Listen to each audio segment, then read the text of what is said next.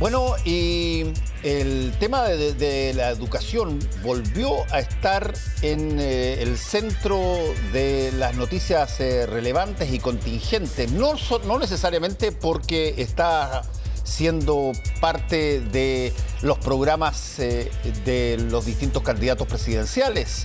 Ellos tienen, por cierto, una serie de referencias respecto de la educación, no, sino porque se tomó la decisión por parte del Ministerio de Educación de en los próximos días implementar de vuelta la educación presencial y de alguna manera ir abandonando todas las expresiones, ya fueran las estrictamente telemáticas o este hiato gigantesco que había habido de muchas personas que no han tenido educación durante bastante tiempo por la pandemia. Vamos a conversar hoy día con el director ejecutivo de Acción Educar, Daniel Rodríguez, sobre este tema. Daniel, ¿cómo estás? Hola Fernando, muy bien, gracias. Déjame hacerte una pregunta que me imagino todos de alguna manera se están haciendo cuando hacemos la referencia al retorno de la educación presencial. ¿Cuáles son los parámetros que desde el punto de vista, si tú quieres, sanitario, se deben tener para que un colegio esté confiado en que eventualmente la presencialidad no va a agudizar el problema de la pandemia?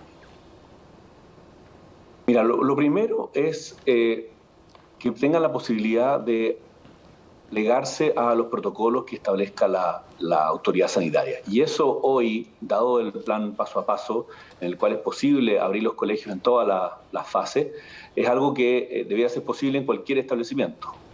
También están los criterios de vacunación, los criterios de aforo, que obviamente pueden variar de comunidad en comunidad, pero son conocidos, son ampliamente ya socializados por el Ministerio de Educación y por lo tanto si los colegios son capaces de lograr esas normas o esos estándares que fija la autoridad sanitaria, no debiera haber preocupación respecto a los contagios. Se ha demostrado en todas partes del mundo que los colegios no son especialmente lugares donde puedan haber brotes, si bien obviamente existen, pero ya están las condiciones para que los establecimientos puedan tomar las referencias que da el Ministerio de Salud y poder empezar a trabajar en una presencialidad completa. Y el segundo punto, obviamente, es ya más blando y no depende necesariamente del Ministerio de Salud, depende de cada una de las comunidades y en particular del sostenedor, de ser capaz de transferir confianza en las instituciones escolares a los padres, especialmente los alumnos confían en los establecimientos, eso ha salido en varias encuestas, pero son los padres que a veces tienen dudas sobre si sus mismos hijos o otros niños van a cumplir con los protocolos y por lo tanto hay un trabajo ahí de los establecimientos, de los sostenedores de transferir confianza que en eventualidad de algún brote, porque no es algo que se pueda evitar en un 100%, pero en la eventualidad de que haya algún caso, los protocolos están claros y no pasará a mayores. Ahora, Daniel, si la vida nuestra fuera establecida sobre la base de compartimentos estancos, y tú tienes la educación aquí, la medicina acá, el fútbol acá, etcétera, tú podrías perfectamente decir, mira, lo que pasó en el ámbito futbolístico, donde tú abriste las condiciones y hoy día los estadios están con un aforo enormemente grande y que de pronto los jugadores que tienen que cohabitar, tienen que vivir intensamente durante la semana, tienen brotes muy fuertes algunos equipos allá. Uno podría preguntarse, bueno, si eso fuera un compartimento estanco con una lógica totalmente distinta a la posibilidad de que se junten los niños que eventualmente estén siendo niños, porque también entendámoslo eso, ¿qué posibilidad ves tú en que esto eventualmente, bueno, adquiera características de normalidad y uno tienda a olvidarse que hay un contexto de pandemia que todavía no está para nada resuelto? Incluso en los últimos días las cifras no han sido demasiado buenas. Hay, obviamente, en varios de estos compartimentos estancos, como dices tú, uno se ha ido acostumbrando a cumplir ciertos protocolos. Y la escuela o el liceo no es distinto de eso. O sea, tenemos que aprender todos, desde padres y también estudiantes, profesores, asistentes de la educación, a lidiar con una serie de reglas que hacen más difícil o complican, digamos, esto de los niños siendo niños, pero no imposibilita el regreso a las clases presenciales. Y la verdad es que lo que sorprende es el altísimo estándar o la altísima como exigencia que existe para con la educación o las escuelas que no parece manifestarse en otros espacios sociales, digamos, como tú mencionabas, el fútbol u otros. Y para mí tiene que ver con también ciertos grupos de interés o ciertos, en este caso el gremio directamente el colegio de profesores, que no ha buscado soluciones, sino más bien buscar dificultades. Y en la misma alegoría que haces tú, cuando uno veía a los dirigentes del fútbol, el Ministerio del Deporte y los futbolistas en la cancha diciendo vamos a recuperar el fútbol, vamos a volver a las canchas con tal aforo, con tales precauciones, obviamente van a haber en algún caso brotes, pero los manejaremos, etcétera. Si un equipo no puede llegar con su equipo titular porque están con COVID, bueno, habrá que resolverlo. Bueno, esa voluntad común, esa acción mancomunada, uno no la ve en educación, pero en un solo actor que es, al parecer, la directiva del Colegio de Profesores, que muy sorprendentemente, hoy día, si uno revisa la prensa, son el único actor que está en contra de que el próximo año se retome la educación obligatoria. Ahora, Daniel, a ver, ahí hay un punto bien interesante, porque tú dices algo que efectivamente ha ocurrido, que es que el Colegio de Profesores ha estado consistentemente cuestionando que se abra el proceso regular en los colegios. Pero también hay otro actor que a uno a veces se le olvida cuando se trata de esto. Por ejemplo, cuando estamos hablando de abrir la universidad, te pongo un ejemplo, si que la universidad, estuviéramos hablando solamente de las universidades, bueno, quien decide ir o no ir a la universidad es el propio alumno. Mal que mal es un adulto, menor quizá, pero es adulto. Sin embargo, cuando se habla de este tipo de contagio o de apertura en medio de una pandemia en los colegios, ahí no toma la decisión el niño de ir al colegio.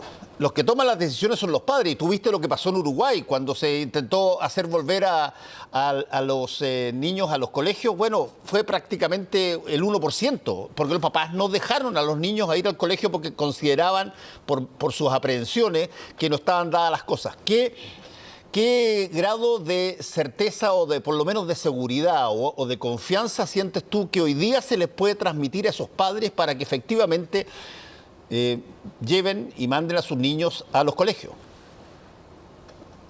Hoy día, en términos de condiciones sanitarias, en la situación actual, y si esta situación se mantuviera durante todo el año, todo el próximo año, que fue lo que mencionó el ministro, las condiciones están para volver con toda confianza, porque existen los protocolos, se desarrollaron aquí, pero también existen en otros países y se han probado que los contagios son fácilmente controlables, y cuando no se puede, bueno, se debe cerrar el establecimiento, y el mismo protocolo que ha definido el Ministerio permite que eso no impacte en el financiamiento, no impacte en ninguna dimensión relevante, de algo, digamos, que vamos a tener que ir normalizando.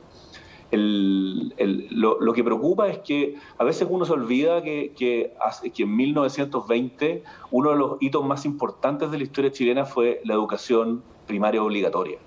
Porque efectivamente lo que dices tú es muy profundo, y como estamos en medio de una discusión constitucional es algo que surge. Sí. La educación primaria y secundaria es obligatoria, y es obligatoria por una muy buena razón, porque es un derecho. Ese niño es vulnerado en sus derechos cuando un alcalde se niega a abrir por razones electorales. Es vulnerado en sus derechos fundamentales cuando un colegio de profesores, un gremio, por sus propios intereses y para aumentar su poder negociador, se niega a prestar el servicio por el cual está pagado. Son vulneraciones de derechos fundamentales. Entonces, si como sociedad le otorgamos tanto valor a los derechos que ponemos en la Constitución, bueno, este es el momento de aprobarlo.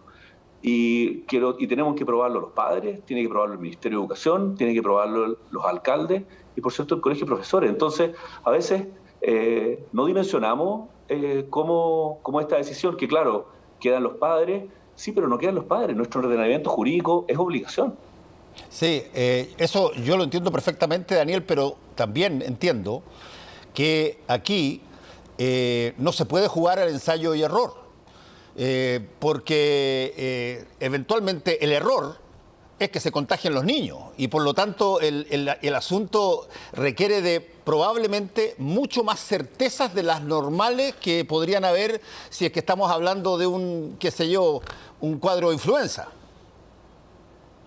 Por supuesto, pero tenemos distintas variables que han ido progresando en el tiempo y mostrando que ese riesgo no es así. Primero, no es que los colegios hayan abierto en un 100% recién hoy. Hoy día tenemos muy buenos números en términos de apertura de establecimientos sobre el 90 y tantos %, pero muchos colegios empezaron a abrir a fines del año pasado.